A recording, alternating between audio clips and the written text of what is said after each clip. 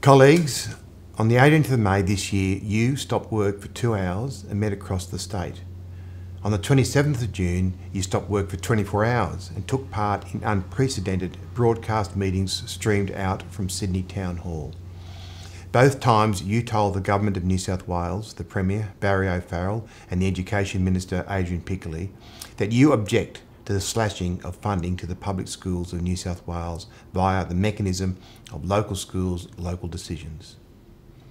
You, the members of Federation, knew that where this kind of devolution has happened elsewhere in the world, be it our neighbouring state, Victoria, or the USA, or indeed our own public education provider here in New South Wales, TAFE, that words such as devolution, local empowerment and principal autonomy are code for slashing budgets and making you do more with less.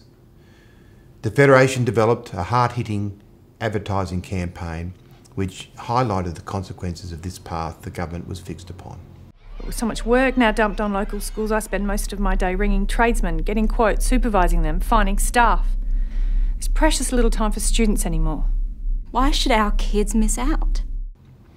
On the 14th of June, the Minister Adrian Piccoli made a vodcast slamming the Federation, labelling the advertising campaign as inaccurate and misleading. He claimed that the union is being very dishonest and that the ads were plain wrong and factually incorrect. I have been very disappointed with the Teachers Federation inaccurate and misleading advertising campaign. I have great respect for the teachers and principals in our schools, and you deserve the truth. The union is being very dishonest in their campaign, and the claims the Teachers Federation is making in their ads are plain wrong. The Federation ads claim that the local schools, local decisions policy is a way of cutting the education budget. Again, this is just plain wrong. On the 21st of June, the Minister said at a primary principals forum that funding to public education is not being reduced. Before the state election of 2011, Adrian Piccoli attended a meeting of the Council of Federation and told your representatives, the 300 delegates from associations across New South Wales, that he is no Terry Metherell.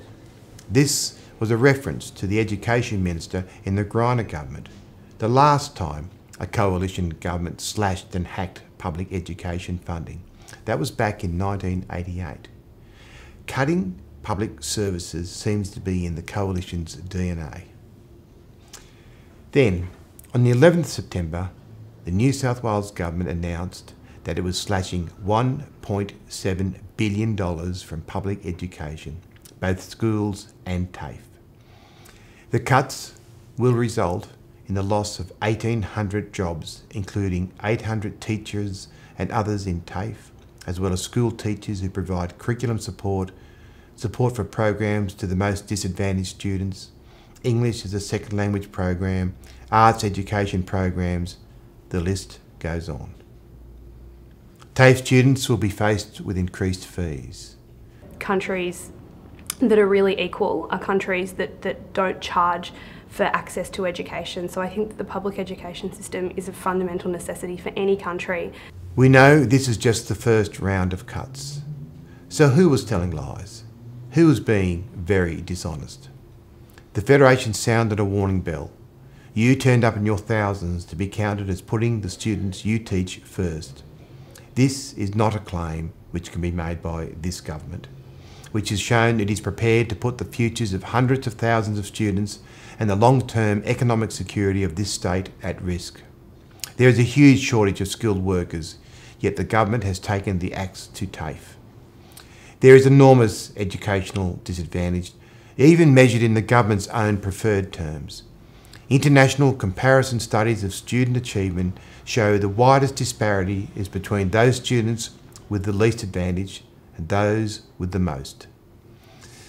On the 14th of September, the former Education Department Finance Manager, Ken Dixon, was quoted in the Sydney Morning Herald saying that the cuts are just the tip of the iceberg.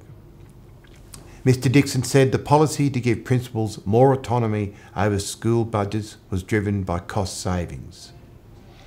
He said, The local schools, local decisions policy is just a formula to pull funding from schools over time.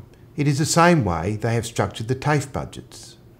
If my students need extra support or special mentoring, I have to meet that cost within the budget that I'm given.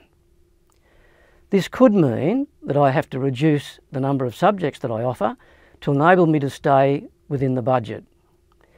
If the demand for courses exceeds the allocated budget, then that demand is not met.